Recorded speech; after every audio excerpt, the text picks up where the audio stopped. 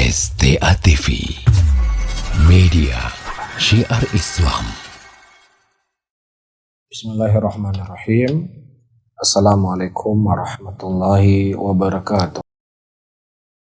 Alhamdulillah ya hamdan katsira tayyiban mubarakan fih mubarakan alaih kama yuhibbu rabbuna wa yarda. Wa usalli wa usallim ala nabiyina al-karim Muhammadin wa ala alihi wa ashabihi wa man tabi'ahum bi ihsanin ila yaumiddin. Saudara-saudaraku, kaum muslimin dan kaum muslimat, sahabat pendengar radio Syiar Aceh 96,1 FM. Alhamdulillah pada sore hari ini kita kembali menyapa para sahabat semuanya.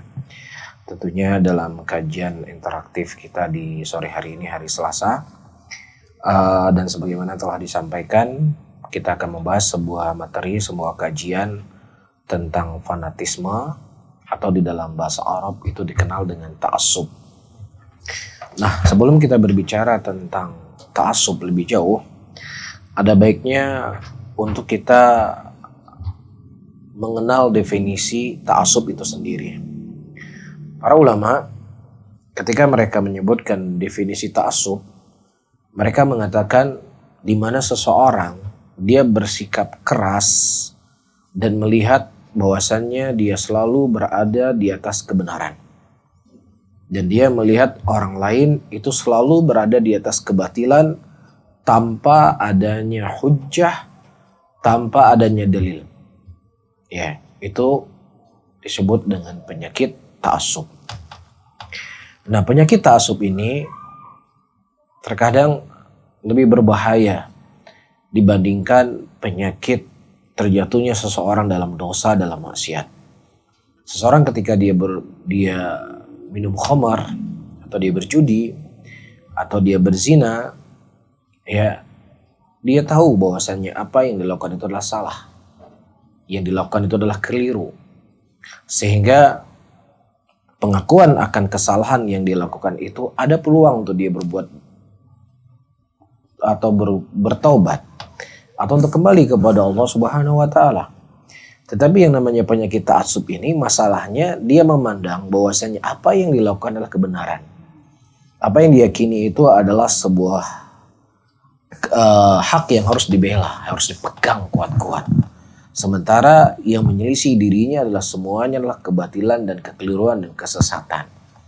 Ya, hanya orang-orang yang diberikan taufik oleh Allah Subhanahu wa taala, mereka akan selamat dari penyakit ini. Masalahnya kalau orang dia mabuk, dia berjudi, dia berzina, dia tetap punya keyakinan orang yang tidak mabuk, tidak berjudi, tidak berzina itu lebih baik daripada dia. Ya, tapi orang yang dia memandang bahwasanya dirinya selalu berada di atas kebenaran, sementara orang lain itu di atas kebatilan tanpa ada hujjah, tanpa ada dalil, tanpa ada argumentasi yang kuat, cuman sekedar pengakuan, maka tentunya dia akan sulit untuk kembali dan bertobat kepada Allah Subhanahu wa taala. Makanya di antara fungsi Allah Subhanahu wa taala menurunkan Al-Qur'an adalah untuk obat. Ya, wa nunazzilu minal Qur'an ma huwa syifa. Yang kami turunkan Al-Qur'an, ya, yang mana dalam Al-Qur'an itu ada obat. Ya, jadi Al-Qur'an itu ya akan bisa menyembuhkan penyakit ta'assub seseorang, dan juga bisa menyembuhkan penyakit yang zahir pada diri seseorang, dan penyakit berupa fisik sebagaimana maklum hadis-hadis yang datang dari Nabi kita Muhammad sallallahu alaihi wasallam. Dan Nabi sendiri, para hadirin dan hadirat para sahabat semuanya, telah mengingkari sifat ta'assub ini. Nah, ketika kita berbicara tentang sifat ta'assub, ya, maka kita lepaskan dulu diri, pakaian-pakaian kita. Dalam arti kata, kita membuka telinga kita. Tapi kalau seandainya dari awal kita sudah meyakini, saya adalah orang yang jauh sekali dari penyakit ta'assub. Orang yang benci dengan ta'assub, belum tentu dia lepas dari penyakit ta'assub. Itu harus dipahami. Makanya kita membuka diri kita. Kita benci dengan ta'assub, tetapi kita buka semua. Kita buka hati kita, buka telinga kita, dan kita buka mata kita. Dan kita mendengar penjelasan-penjelasan dijelaskan oleh Rasulullah SAW dan para ulama dalam permasalahan ta'assub, kemudian baru setelahnya kita merenungi, berpikir, apakah saya selamat dari penyakit ta'assub ataukah tidak. Saya dan kita semuanya tidak lebih mulia dari sahabat Rasulullah Sallallahu Alaihi Wasallam, tidak lebih mulia dari sahabat Muhajirin dan sahabat Al-Ansar. Namun bersama dengan itu, ya datang hadis yang diriwayatkan oleh Imam Muslim rahimahullahu taala dari hadis Jabir bin Abdullah radhiyallahu taala anhu, ketika para sahabat Nabi sallallahu alaihi wasallam mereka bersama Nabi sallallahu alaihi wasallam dalam sebuah peperangan. Kemudian ya fakasa rajulun minal muhajirin daraba rajulun minal ansar. Ada seorang sahabat dari Muhajirin yang dia memukul sahabat dari kalangan Ansar. Faqala al-Ansariyu. Nah, ketika ya dua sahabat kubu para sahabat Rasulullah, yaitu kaum Muhajirin yang datang dari Mekah dan kaum Ansar adalah kaum asli penduduk Madinah yang berasal dari Aus wal Khazraj. Yang mana kalau kita mempelajari membaca sejarah lebih jauh, Aus dan Khazraj ini adalah dua suku yang berasal dari negeri Yaman. Ya, jadi kakek moyangnya mereka itu Aus dan Khazraj, yaitu sahabat Al-Ansar dari Yaman. Ya, yang satu dan mereka dua kabilah ini ketika terjadi bendung di Sabah di Yaman itu hancur, ya sehingga terjadi banjir bandang. Ya, sehingga mereka pindah ke Madinah. Sebagian qaul mengatakan demikian, sebagian qaul mengatakan terjadi suhu politik yang tidak baik pada waktu itu sehingga mereka pindah dari negeri Yaman ke Madinah, sehingga dikenallah dengan suku Aus wal Khazraj. Kemudian di zaman Nabi SAW datangnya Rasulullah ke sana, mereka masuk Islam dan kemudian disatukan oleh Rasulullah SAW. Nah, tentunya ikatan mereka dengan kesukuan yaitu adalah sifat tabiat manusia. Namun ketika sudah melampaui batas kewajaran ya dari batas syariat yang telah dibatasi oleh Allah, maka dia akan tercela. Ya, karena setiap orang ya pasti ada kecintaan kepada negerinya. Ya. Ketika orang Aceh berbicara dengan orang Sumatera Utara, dia pasti akan lebih cinta dengan Acehnya. Nah, ketika nanti orang Aceh dibagi lagi, Aceh Pidi sama Aceh ya benar sama Gayo Luwes misalnya, ya pasti dia akan lebih kampung saya demikian. Ya, dalam batas-batasan manusia, batas-batasan normal itu tidak tercela. Tapi ketika sudah melampaui dari batasan yang telah dibatasi dalam syariat, maka itulah tercela.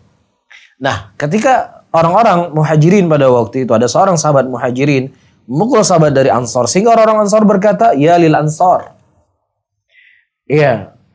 Kemudian waqala al-muhajirun, orang-orang Muhajirun juga berkata, ya lil Muhajirin. Ya, jadi orang Ansar memanggil orang Ansarnya, Muhajirin memanggil orang Muhajirinnya. Nah, ini adalah sahabat-sahabat Rasulullah sallallahu alaihi wasallam yang hidup bersama Nabi Muhammad sallallahu alaihi wasallam, yang mereka adalah orang-orang yang mulia, mereka adalah orang-orang yang hebat, mereka adalah orang-orang yang disanjung dan dipuji oleh Allah Subhanahu wa taala. Namun bersama dengan itu, ya terjatuh dengan penyakit asabiyah tadi. Cuman masalahnya, para hadirin dan hadirat yang dimuliakan oleh Allah, mereka ada Rasul sallallahu alaihi wasallam yang selalu membimbing dan mendidik mereka. Dan bukan sebuah celaan. Seseorang ketika terjatuh dalam kesalahan, kemudian dia bertobat. Kemudian dia kembali. Tapi yang dianggap tercela, seseorang berbuat kesalahan, kemudian dia tetap dengan kesalahannya, dia tetap dengan kebatilannya, dia tetap dengan keyakinannya setelah datang kepadanya kebenaran. Ini dua hal yang perlu difahami. Jangan sampai nanti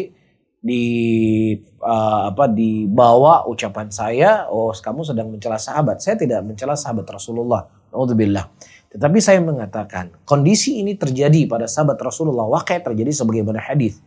Cuman bukan hal yang tercela. Saya katakan tadi, ketika ada orang berbuat sebuah kekeliruan, kemudian diingatkan, kemudian dikembali dan dia bertobat kepada Allah. Tidak ada yang tercela dari hal yang seperti ini. Rasulullah SAW menyebutkan dalam hadisnya, kullu bani Adam khata'. Setiap anak manusia pasti berbuat kesalahan, dan sebaik-baik orang yang berbuat kesalahan adalah orang yang bertobat. Nah, Nabi SAW ketika mendengar seruan ini, ma balu da'wah jahiliyah. Ya, kenapa terdengar suara-suara jahiliyah di sini? Kenapa terdengar suara-suara ya panggilan-panggilan asobiyah? Kemudian mereka berkata, ya Rasulullah, kas'ar rajul minal muhajirin rajulan minal ansar. Ya Rasulullah, seorang sahabat dari kalangan muhajirin telah memukul sahabat dari ansar. Kemudian kata Nabi SAW, tinggalkan itu semuanya fa'innaha mumtinah. Tinggalkan itu semuanya, sesungguhnya itu sesuatu yang sangat jelek. Nah, para hadirin dan hadirat yang dimuliakan oleh Allah. Dari hadis yang saya sebutkan tadi, menunjukkan bahwasannya perkara asobiyah, fanatisme, dan bangga dengan kesukuannya, ini merupakan perkara yang terlarang dalam agama. Bahkan, kalau kita melihat sejarah, orang-orang yang terdahulu, yang datang kepada mereka kebenaran, yang datang kepada mereka al-haq, dan mereka faham persis akan kebenaran dan hak, al-haq tadi. Namun mereka menolaknya. Seakan-akan mereka adalah orang yang buta yang tidak bisa melihat. Seakan-akan mereka adalah orang yang tuli yang tidak bisa mendengar. Seakan-akan mereka adalah orang yang buta mata hatinya. Padahal telah datang kepadanya Alkitab, telah diutus kepadanya Rasul, diberikan kepada mereka akal. Mereka bukan orang bodoh. Mereka bukan orang jahil. Mereka orang-orang yang hebat. Karena hebatnya suatu kaum ketika banyaknya nabi dan rasul yang diutus di kaum tersebut. Hebatnya suatu kaum ketika kaum tersebut diangkat dengan ilmu. Dan Allah telah menurunkan Alkitab yang sangat banyak dari kalangan Bani Israel. Apa yang Allah Subhanahu wa taala sebutkan tentang mereka? Ya'rifunahu kama ya'rifuna abna'ahum. Mereka mengenal Muhammad sallallahu alaihi wasallam sebagaimana mereka mengenal anak mereka sendiri.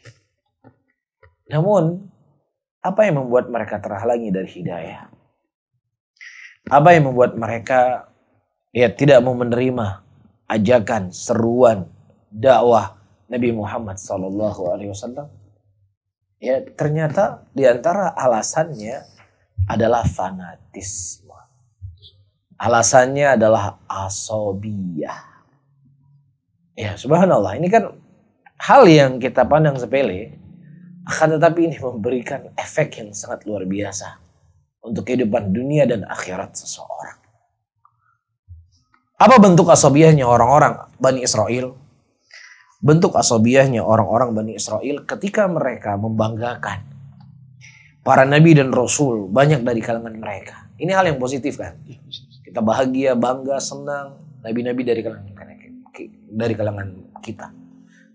Tetapi bersama dengan itu, kebanggaan mereka itu diliputi dengan asobiyah. Sehingga ketika Allah Subhanahu wa taala mendatangi nabi di akhir zaman yang bernama Muhammad ibnu Abdullah ibnu Abdul Muttalib, dari Bani Hashim, dari Quraisy, dari Arab, ya, bukan dari garis keturunannya mereka. Ya, maka disitulah mereka menolak Nabi Muhammad sallallahu alaihi wasallam. Ya'rifunahu kama ya'rifuna abna'ahum. Mereka mengenal Muhammad seperti mereka mengenal anak-anak mereka sendiri. Tapi karena fanatisme, asobiyah, kecintaan yang berlebih-lebihan kepada suku, kepada bangsanya, yang kemudian merendahkan orang lain, maka inilah menjadi sebab mereka terhalangi daripada hidayah. Ya, padahal apa kesalahan Nabi SAW kepada mereka? Apa kesalahannya Rasulullah? Rasulullah memuliakan Nabi Ibrahim. Rasulullah memuliakan Nabi Ishak. Rasulullah memuliakan nabi-nabi dari kalangan Bani Israel.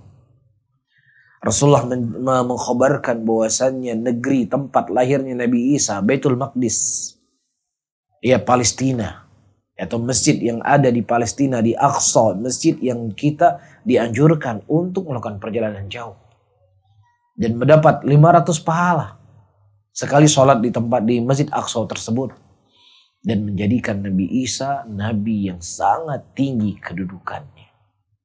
Begitu juga Nabi Musa alaihissalam.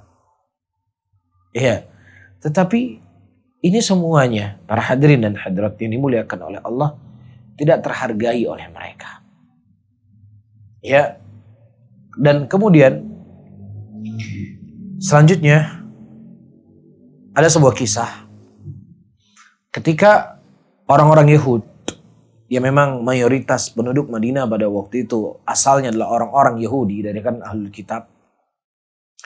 Kemudian tersebar berita bahwa Nabi Muhammad SAW itu telah hijrah dari kota Mekah menuju Madinah. Kemudian ada dua orang Yahudi yang pada waktu itu dia berdialog dan dia berkata, apakah benar dia itu Rasulullah? Kemudian si Yahudi berkata, iya betul, dia adalah Muhammad, Rasulnya Allah. Kemudian, bagaimana menurut pendapat engkau? Dia berkata, sesungguhnya telah tertanam pada diriku kebencian kepada laki-laki ini. Dia tahu persis itulah Nabi Muhammad SAW. Dia telah membaca Alkitab, dia telah membaca At-Taurat, dan dalam kitab Taurat itu dia telah mendapatkan kebenaran Rasulullah SAW. Tapi karena Nabi Muhammad bukan dari suku mereka, Nabi Muhammad bukan dari keturunan Nabi Ishak. Inilah yang menjadi sebab mereka tidak mau beriman sehingga banyak dari kalangan Ahlul Kitab yang mereka mati dalam kekufuran. Ya, mati dalam keadaan menentang kitab-kitab nabi-nabi mereka. Ya, mati dalam keadaan menentang Al-Quranul Karim. Dan juga mati dalam keadaan menentang Allah dan Rasulnya. Kemudian kisah selanjutnya para hadirin dan hadirat yang dimuliakan oleh Allah. Ketika kita berbicara tentang fanatisme ya, ta'assub, itu bukan hanya kita berbicara dalam satu konteks, yaitu berupa suku, ya. Tapi bisa saja seseorang terlalu fanatisme kepada temannya, fanatisme kepada nenek moyangnya. Ya, ini juga bisa menghalangi seseorang dari kebenaran. Kebenaran secara hidayatul irsyad, dia sudah faham, dia sudah ngerti. Ya, dia pintar, dia tahu. Akan tetapi kekuatan untuk menerima kebenaran itu yang masih sulit. Abu Thalib, salah satu contoh, dan kisah ini diceritakan oleh Imam Ibnul Qayyim rahimahullahu ta'ala dalam kitab Miftah Daris Sa'adah tentang orang-orang, bentuk-bentuk contoh orang-orang yang mereka fanatisme sehingga mereka terhalang daripada hidayah. Iya. Kita ketahui bahwasanya Abu Thalib adalah paman yang sangat mencintai Rasulullah SAW, keponakan beliau. Dan beliau termasuk orang yang terdepan dalam membela Rasulullah walaupun beliau musyrik pada waktu itu. Bahkan setelah meninggal Abu Thalib dan di tahun yang sama juga meninggal Khadijah radhiyallahu taala anha, gangguan intimidasi orang-orang musyrikin semakin kuat. Kenapa? Karena tadinya ada Abu Thalib yang selalu apa? Yang selalu menjaga, melindungi keponakan kesayangan beliau Rasulullah SAW. Ya, nah bersama dengan itu Abu Thalib telah mengatakan laqad alimtu bi anna dina Muhammadin dinul bariyah, dan aku telah mengetahui bahwasanya sebaik-baik agama adalah agamanya Muhammad. Kata siapa? Kata Abu Thalib. Kemudian para hadirin dan hadirat yang dimuliakan oleh Allah, ya, ketika Abu Thalib sakit, diceritakan dalam Sahih Bukhari, ketika beliau sakit, datanglah keponakan yang sangat mencintai beliau dan beliau juga sangat mencintai keponakannya. Itu Rasulullah SAW, dan dia berkata, wahai pamanku, ucapkanlah la ilaha illallah, yang aku akan menjadi pembela dan penolongmu nanti di yaumul qiyamah. Qul la ilaha illallah, sampaikanlah, ucapkanlah la ilaha illallah. Nah, secara faktor, kalau kita berbicara faktor ya, yang menjadi sebab Abu Thalib menerima Islam itu cukup banyak. Yang pertama, beliau tahu kebenaran dibawa oleh Muhammad. Ini faktor yang pertama. Yang kedua, yang menasihati beliau adalah orang yang sangat beliau cintai. Yang ketiga, Rasulullah Shallallahu Alaihi Wasallam menyampaikan dengan uslub yang sangat indah, metode yang sangat lembut. Beliau mengatakan, ya ami, wahai pamanku, ucapkanlah la ilaha illallah. Ya kan, aku kan membelamu nanti di hadapan Allah. Dan yang keempat, Abu Thalib itu sakit. Orang yang sakit biasanya kan mudah untuk menerima nasihat. Terlebih yang memberi nasihat adalah orang yang sangat beliau cintai. Jadi faktor-faktor itu semuanya sudah lengkap pada Abu Thalib. Tapi apa yang menghalangi Abu Thalib? Ketika di situ ada Abu Lahab, ada Abu Jahal, musuh-musuh Allah. Ya, dia berkata, atarghabu an millati Abdul Muttalib. Wahai Abu Thalib, apakah engkau benci dengan agama nenek moyang engkau? Diingatkan dengan nenek moyangnya. Ya, diingatkan dengan jasa-jasa besar dan kehebatan orang-orang Quraisy. Ya, sehingga dengan fanatisme dia kepada nenek moyangnya, akhirnya Abu Thalib lebih memilih agama nenek moyangnya. Dan kemudian dia meninggalkan ajakan dan seruan Nabi Muhammad Sallallahu Alaihi Wasallam. Akhirnya matilah Abu Thalib dalam keadaan musyrik.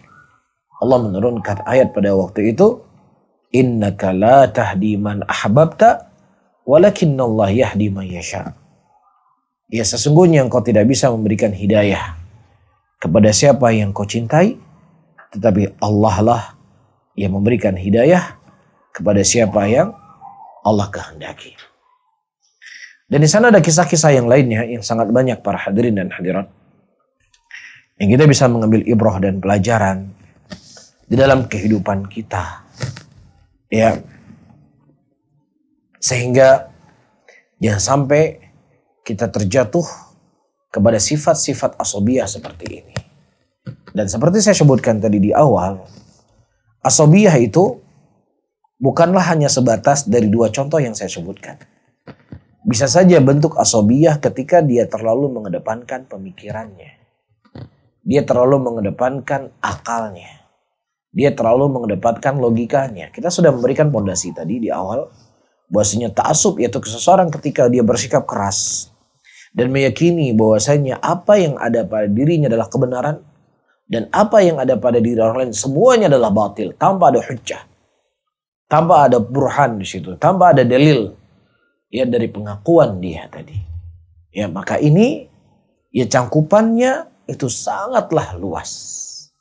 Makanya Rasulullah Sallallahu Alaihi Wasallam sering mengingatkan kita untuk selalu berdoa, ya muqallibal qulub, tsabbit qalbi ala dinik. Wahai zat yang membolak-balik hati manusia, kokohkanlah aku di atas agamamu. Jadi hati manusia itu cepat sekali berubah. Hati manusia itu terkadang condong kepada kejelekan. Ya, ketika hati manusia itu condong kepada kejelekan, maka secara otomatis dia akan membela dirinya, ya sesalah apapun dia. Sebatil apapun keyakinannya tersebut tetap dia akan bela. Ya, maka di sana ada hal-hal yang perlu untuk kita obati agar kita sembuh dari penyakit ta'assub ini. Ya, di antara hal tentunya kita berdoa kepada Allah Subhanahu wa taala agar Allah Subhanahu wa taala mengokohkan hati kita di atas ketaatan kepadanya. Dan yang kemudian yang kedua, kita murnikan tauhid kita kepada Allah. Ya, kita murnikan bentuk ibadah kita kepada Allah. Nah, ketika ibadah kita kepada Allah benar, ta'abudiyah kita kepada Allah suci hanya untuk Allah, maka pikiran kita itu akan menjadi murah. Ya, suku kita itu akan menjadi kecil. Ya, nenek moyang kita itu akan menjadi tidak ada apa-apanya dibandingkan pengagungan seseorang kepada Allah Subhanahu wa taala. Dan ketika saya sebutkan nenek moyang bukan berarti di sini sifatnya semua tercela, enggak. Ya, ketika kita sebutkan suku, bukan berarti di sini adalah semuanya tercela, tetapi asobiyah atau kesukuan atau nenek moyang itu akan tercela ketika datang Al-Quran, datang sunnah, datang kebenaran. Dan kemudian dia mengambil apa yang datang dari nenek moyangnya ataukah kesukuannya yang itu jelas-jelas menyelisih dari Al-Quran dan menyelisih dari sunnah Rasulullah SAW. Maka konteks ini kita berbicara. Tapi kalau seandainya kita berbicara, bukankah nenek moyang kita terdahulu punya sifat positif? Mereka dengan bambu runcing berhasil mengusir penjajah dari negeri ini. Dengan takbiran Allahu Akbar. Lah, inilah hal yang mulia. Kita tidak berbicara dalam bab ini. Nenek moyang kita adalah para orang-orang yang sangat memperdulikan ya tamu, menghargai tamu, memuliakan tamu, dan yang seterusnya. Ya, maka bab-bab seperti ini kita nggak bahas. Tapi yang kita bahas ketika sesuatu yang datang dari manapun, dari nenek moyang kah, dari sukunya kah, dari pemikirannya kah, yang menyelisih dari Al-Quran, menyelisih dari Sunnah Rasulullah SAW, kita hanya berbicara dalam konteks ini. Kita tidak berbicara konteks seluruh apa yang datang dari nenek moyang semuanya batil. Enggak. Saya nggak membahas seperti itu. Ya semua yang datang dari suku kita nggak ada yang baik. Kamu pikir nggak ada yang baik dari suku Aceh, nggak ada yang baik dari suku Jawa, nggak ada yang baik dari suku. Kita nggak membahas segala hal yang sifatnya mutlak. Tetapi kita membahas sesuatu perkara yang itu jelas menyelisih dari Al-Quran, menyelisih dari Sunnah. Kemudian dia mengambil kesukuannya, dia mengambil nenek moyangnya, kemudian dia meninggalkan Al-Quran dan meninggalkan Sunnah. Ini yang jadi pokok pembahasan kita. Ya, jadi jangan sampai ketika kita berbicara nenek moyang, ya, jangan duduk nanya ke nenek moyang. Ya, bikin nenek zaman pur pungo. Ini makanya saya mesti memberikan satu pondasi di sini. Ya, memberikan satu pondasi, memberikan satu rambu-rambu. Mana yang tercela dan mana yang terpuji. Ya, jadi bukan sebuah asabiyah ketika saya sebagai orang Aceh. Saya alhamdulillah bersyukur diciptakan oleh Allah lahir di Aceh. Karena di sini kaum muslimin semuanya orang Islam, nenek kita Islam, kakek kita Islam, semua kita orang Islam. Salah? Nggak salah. Nggak ada yang salah, nggak ada yang keliru dengan hal seperti ini. Ya, dan saya punya nenek moyang pejuang-pejuang. Sampai-sampai Belanda pun nggak bisa menguasai Aceh. Ya, semua negeri dikuasai oleh Aceh, oleh Belanda, tapi Aceh di akhir-akhir baru bisa menguasai. Ini kehebatan nenek moyang saya. Kekuatan agama yang mereka pegang. Salah? Tidak salah. Ini bukan hal yang dia katakan asobiyah. Ya, tetapi akan menjadi asobiyah kalau dia mengatakan pejuang-pejuang kami di Aceh lebih hebat dari pejuang para sahabat Rasulullah. Ini namanya asobiyahnya sudah akut ini. Ya, ini sudah akut asobiyahnya, fanatismenya sudah akut. Ya, karena ya nggak bisa dibandingkan sahabat Rasulullah SAW yang mereka mendapatkan sanjungan dan pujian dari Allah Subhanahu wa Ta'ala dan juga pujian dan sanjungan oleh Nabi SAW, dan mereka telah berjuang membela Nabi Muhammad SAW dan membela agama Allah. Wallahu alam. Besok mungkin ini yang bisa kita sampaikan. Mudah-mudahan bermanfaat untuk saya sendiri dan juga para hadirin hadirat. Mudah-mudahan bermanfaat untuk saya sendiri dan juga kepada jamaah semuanya. Barakallahu fiikum. Jazakumullah khairan. Ya, para pendengar, sudah kita dengarkan tadi penjelasan dari Ustadz. Dan bagi para pendengar yang ingin bertanya, bisa menghubungi kami di 0852 1414 2314, di 0852 1414 2314. Boleh melalui WhatsApp ataupun telepon. Ustadz, ini ada pertanyaan, sudah 2 Mas Ustadz ya. Pertanyaan pertama, Ustadz, apakah perkataan anggota ormas kami lebih dulu masuk surga daripada ormas yang lain? Apakah ini termasuk fanatisme dan sekaligus mengolok-olok agama, Ustaz? Baik.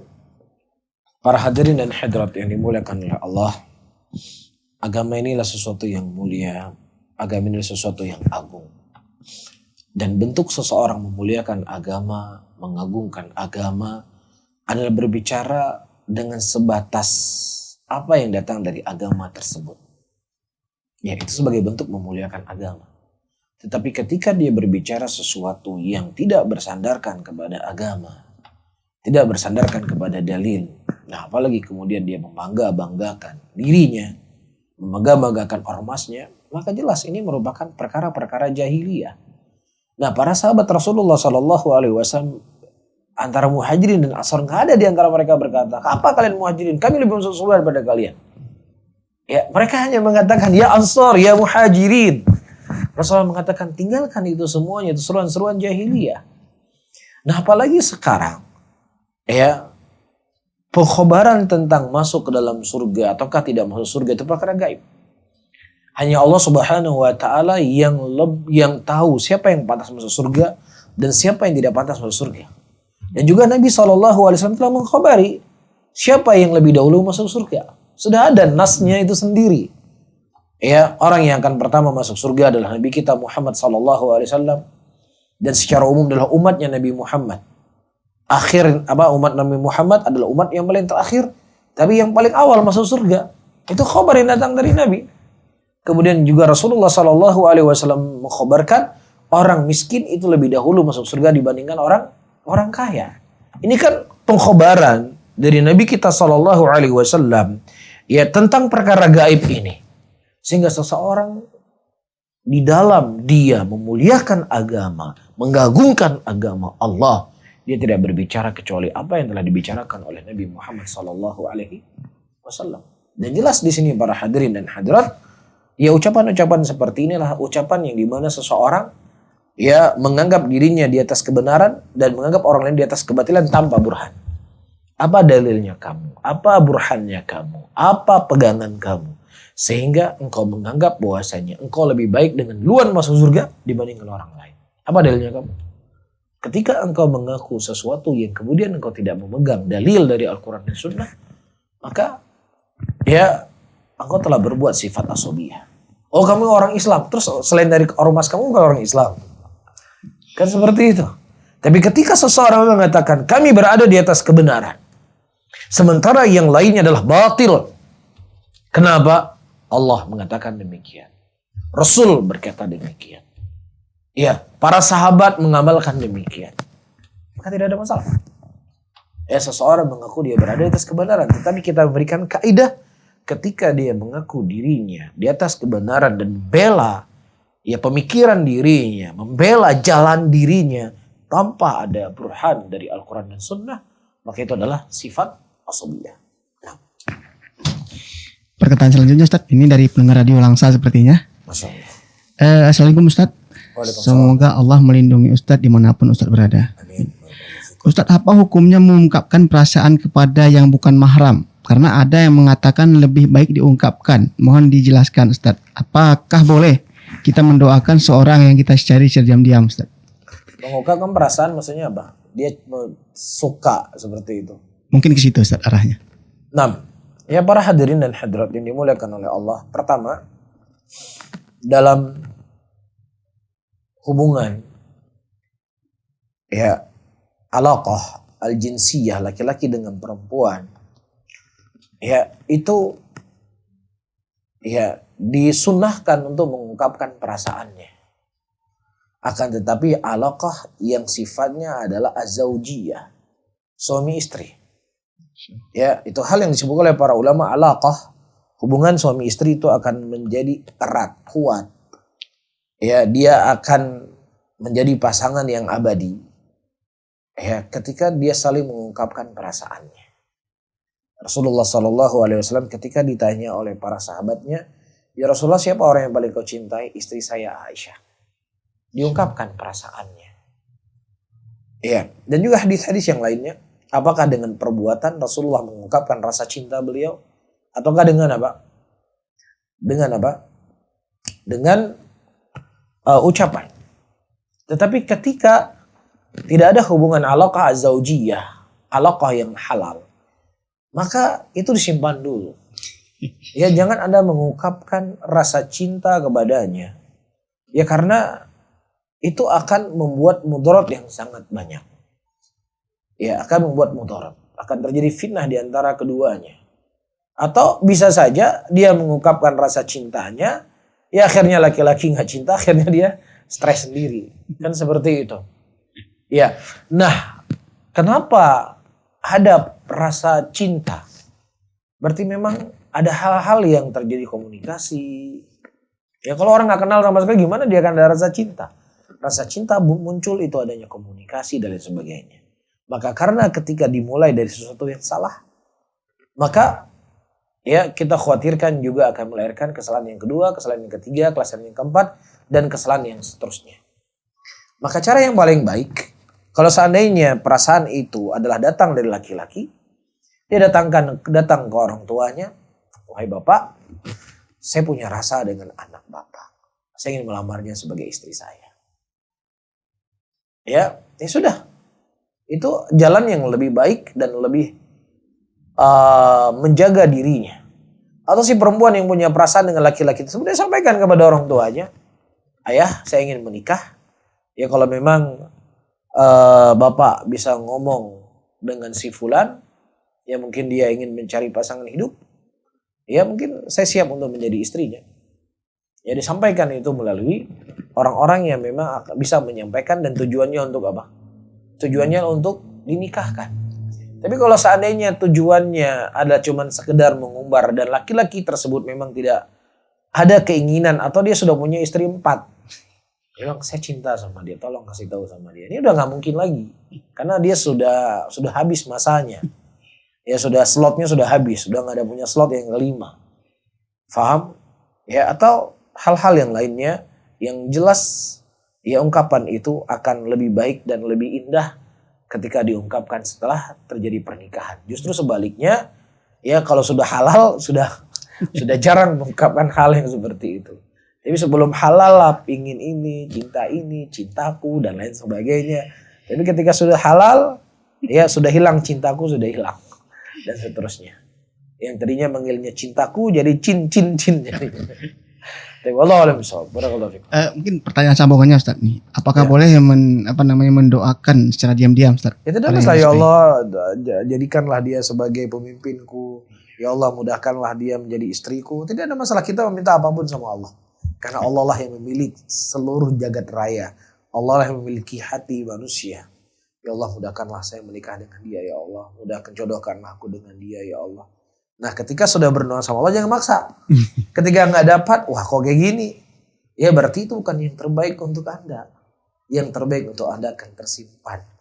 Ya akan ada waktunya dan Allah akan memberikan waktu yang paling terbaik untuk kita. Nah. Pertanyaan selanjutnya Ustaz, ini dari Cahyo dari Kerawang Ustaz. Nah, Masya Allah. Izin bertanya, bagaimana cara mendakwahkan tauhid kepada kedua orang tua yang masih erat dengan adat-adat yang berbau kesyirikan Ustaz? Baik, para hadirin dan hadirat yang dimuliakan oleh Allah, kita sebagai seorang anak ya diperintahkan oleh Allah untuk berbakti kepada kedua orang tua kita. Dan sebagai bentuk bakti kita kepada kedua orang tua kita, menyelamatkan dia dari jalan-jalan yang akan menghancurkan dunia dan akhiratnya. Ini yang pertama. Kemudian yang kedua, ya sejelek apapun orang tua kita, ya dia tetap orang tua kita, kita tidak boleh mencela dia, tidak boleh menghardik dia, ya tidak boleh merendahkan dia, dan kita tetap harus patuh kepada dia. Maka seorang anak harus pintar-pintar dan jeli bagaimana cara dia masuk, ya mendakwahkan orang tuanya dengan cara yang baik.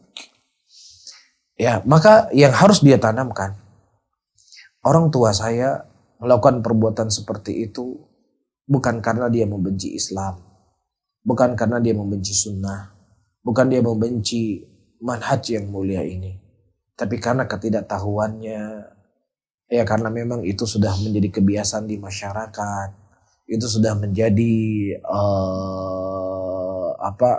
hal yang sudah turun-temurun.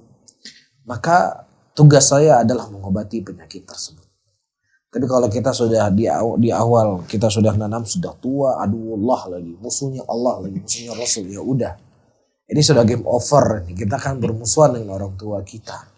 Ya tetapi caranya ini adalah orang yang terjatuh dengan hal-hal yang saya sebutkan tadi sehingga ada rasa cinta dan rasa usaha yang maksimal dari kita untuk menyelamatkan dia dari penyakit-penyakit yang telah disebutkan tadi. Ya, apakah mungkin di awal dia sering kasih hadiah, dia lebih berbakti kepada kedua orang tuanya, dia lebih perhatian dengan ibu dan ayahnya. Ya jangan hanya sekedar omongannya saja yang dikirim. WA kirim, ma itu bid'ah ya, ma itu syirik ya, ma ayah haram itu ya, haram di ini dan seterusnya. Ya daripada kita sering haram, bid'ah, syirik, lebih kita sering kirim makanan, kirim hadiah, kirim baju, kirim buku atau yang semisalnya. Yang kemudian suatu saat si ayah, si ibu pasti dia mencintai anaknya. Ya mudah-mudahan itu menjadi sebab hidayah. Ya maka ada metode-metode yang baik. Ya ketika kita berhadapan dengan orang tua kita, kan orang tua kita tetap dia akan memandang anaknya ini dulu disuruh sholat nggak mau sholat, sekarang nyalain saya. Dulu disuruh puasa nggak mau, disuruh tutup aurat nggak mau, sekarang bidain saya. Baru kemarin dia sholat, udah ngajarin kita. Itu kan pandangan orang tua kita kan. Makanya kita lebih mengedepankan akhlak, lebih mengedepankan budi pekerti, lebih mengedepankan memberikan pemberian yang mudah-mudahan ya kita masuk sedikit demi sedikit demi sedikit dengan kesabaran kita, dengan tulus kita berdoa kepada Allah, insya Allah kita akan melihat perubahan. Dan kalau seandainya kita sudah maksimal melakukan itu semuanya, teman-teman semuanya, para hadirin dan hadirat, tetapi kita tidak berhasil, ya tentunya kita kembali kepada kisah-kisah pendahulu kita. Rasulullah mendakwahkan pamannya. Adalah makom orang tuanya beliau sendiri. Kan makomnya orang tua kan. Paman kan orang tua juga. Yang beliau lebih fasih dalam berbicara. Lebih hebat di dalam bermuamalah. Tapi Allah lebih memilih dia dalam keadaan mati dalam keadaan kekufuran. Ya, tapi setidaknya sudah ada usaha maksimal yang kita lakukan untuk orang tua kita. Allah alam. Pertanyaan selanjutnya Ustaz, apakah taat beragama termasuk fanatik, Ustaz? Nah, kalau seandainya seseorang taat beragama dalam koridor agama, ya, maka ini bukan fanatisme sama sekali. Karena seseorang ketika dia bersikap keras dan menganggap dirinya benar dengan burhan, dengan dalil, maka jelas ini adalah bentuk hal yang terpuji. Tapi ketika dia taat beragama dalam arti kata beragama dengan kebatilan, dia memasukkan sesuatu dalam agama padahal itu bukan bagian dari Islam. Dia memasukkan satu amalan ke dalam Islam padahal itu bukan dari amalan Islam. Dan kemudian dia bersikeras melakukan amalan-amalan tersebut. Maka jelas ini hal yang tercela. Bukankah Nabi SAW telah menyebutkan dalam hadisnya, Raghiban sunnati, man raghiban sunnati falaysa minni. Barang siapa yang seseorang mereka benci dengan sunnahku, mereka bukan dari golonganku.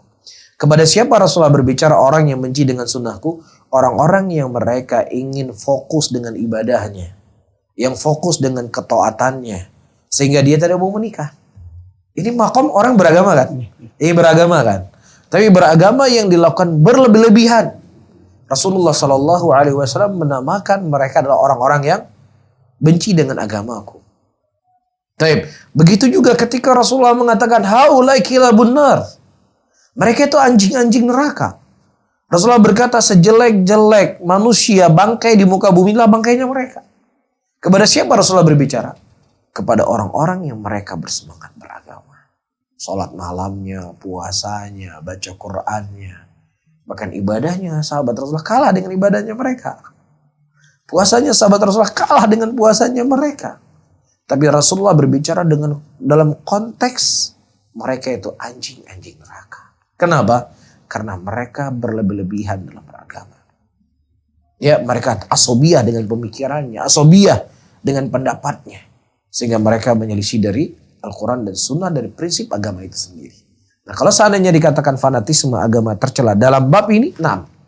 Tapi kalau seandainya orang ingin menjalankan sunnah, memelihara jenggot, ya memakai celana di atas mata kaki, sholat 5 waktu ke masjid, istrinya memakai hijab, udahlah jangan fanatik sekali sama agama. Ini bukan fanatik mas. Justru ente berpakaian seperti itu pakaiannya jahiliyah. Ini fanatik sama jahiliyah. Kalau saya mendingan fanatik saya dalam tanda kutip kepada Nabi Muhammad SAW. Orang dia masuk surga. Lah ente pakaian telanjang kayak gitu. Gak pakai jilbab. pakai celana rok mini. Ente bilang jangan fanatik. Itulah pakaiannya Abu Lahab. Ente pakaian Abu Jahal. Jadi sekarang tinggal memilih.